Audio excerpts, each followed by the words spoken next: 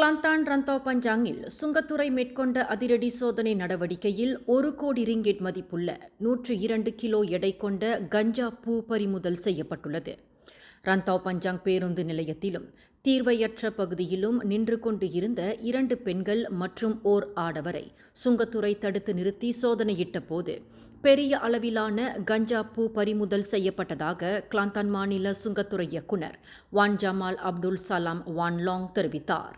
முதல் சோதனை கடந்த வாரம் புதன்கிழமை காலை 10:30 மணிக்கு தீர்வையற்ற பகுதியில் மேற்கொள்ளப்பட்டது. அங்கே கைவிடப்பட்ட ஒரு பை கைப்பற்றப்பட்டது. மோட்டார் சைக்கிளில் வந்த ஒரு பெண் சிறு பொட்டலங்களாக 32 பாக்கெட்டுகளில் கஞ்சா பூவை விட்டு சென்றது அவரை கைது செய்த பின்னர் தெரியவந்தது.